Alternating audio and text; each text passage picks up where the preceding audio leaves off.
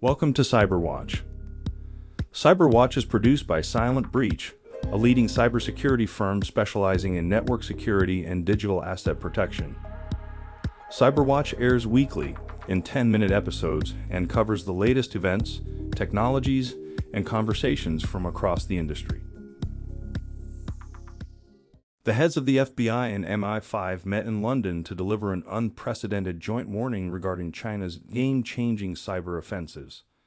As FBI Director Jonathan Ray put it, the Chinese government poses the biggest long-term threat to our economic and national security. This not only includes attacks against the government and security sectors, but more frequently cases of intellectual property theft on a grand scale. For example, Ray cites cases of Chinese state-backed actors digging up genetically modified seeds from rural American farms, saving them billions of dollars and decades spent on development.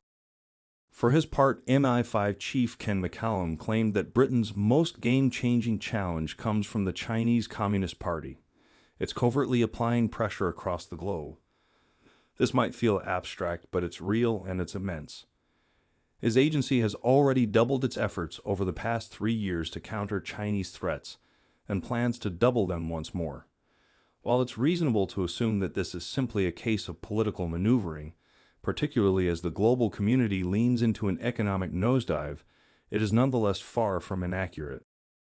Beginning with the obvious, last spring's Microsoft Exchange server attack was one of the largest hacks in history, compromising a wide range of government agencies, academic institutions, non-governmental organizations, and business entities in multiple industry sectors, including agriculture, biotechnology, aerospace, defense, legal services, power utilities, and pharmaceutical.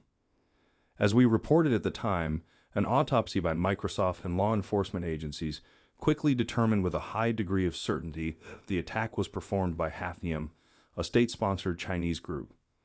Similarly, a U.S. federal grand jury found 4 members of China's military responsible for the 2017 Equifax hack, which exposed personal identifiable information on over 145 million Americans, making it, in the words of the official FBI account, one of the largest thefts of personally identifiable information by state-sponsored hackers ever recorded. These attacks demonstrate that the Chinese Communist Party is not only capable of infiltrating targets at the highest levels, but is more than willing to do so with seemingly little backlash. When it comes to intellectual property theft, the scale of Chinese IP theft has been a Western pet peeve for decades.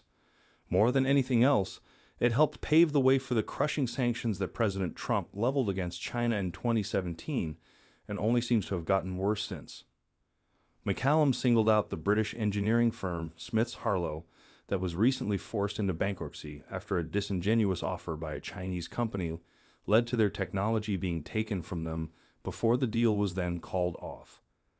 Similarly, a company that served as a front for Chinese intelligence spent the last few years contacting British aviation experts online to offer them a lucrative job, in an attempt to milk them for technical information concerning military aircraft. All these cases are far from unique. It's no secret that IP theft has run rampant in China for decades and has been key to their economic expansion. There had been some hope amongst international experts that as China's own capabilities matured, they would gradually begin enforcing international IP and copyright laws. Clearly, this has not been the case.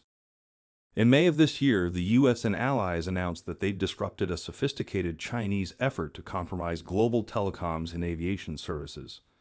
In July, the Belgian Minister for Foreign Affairs announced that multiple state-sponsored Chinese groups had breached their defense and interior ministries, significantly affecting our sovereignty, democracy, security, and society at large. Increasingly, highly sophisticated and sensitive IP is being carefully harvested by both state-sponsored and private groups for commercial and political use. The Chinese response was given by the Chinese Foreign Ministry spokesman Zhao Lijian. He was quick to issue a scathing rebuke, denying all the allegations as a Western conspiracy. To quote, "The remarks made are nothing but a rehash of political lies. China is firmly opposed to such remarks by the U.S. side. The U.S. is playing up the China threat theory in order to smear, oppress, and contain China's development. This fully exposes the deeply entrenched Cold War mentality and ideological bias of the U.S. side. Speaking of acting aggressively, in this region and beyond, the U.S. is second to none." End quote. No matter whose side you take, however, this is a good reminder to invest in securing your organization and contribute to the safety and security of your employees, customers, and stakeholders. Bolstering your company against incoming threats is not as difficult as it may sound. Like most hackers, China relies heavily on common vulnerabilities and exposures, also known as CVEs, to gain entry. CVEs are widely known and documented vulnerabilities which usually have a patch available. Accordingly, applying patches as soon as they are released will disrupt most attacks. Implementing a centralized patch management system can help automate and expedite this process. Attack surface management platforms like Quantum Armor offer a suite of vulnerability detection capabilities and can detect any CVEs as soon as they appear in your network. In addition, it is always good security hygiene to have unnecessary ports and protocols disabled. This will limit your attack surface exponentially and immediately shut down many attack vectors. Finally, research shows that enforcing multi-factor authentication across the organization is the single most effective cybersecurity measure available. In cases where MFA is unavailable, ensure that password complexity protocols are in place and that sensitive credentials are updated regularly. Thank you for listening to Cyberwatch, a Silent Breach podcast. Stay tuned for weekly 10-minute episodes.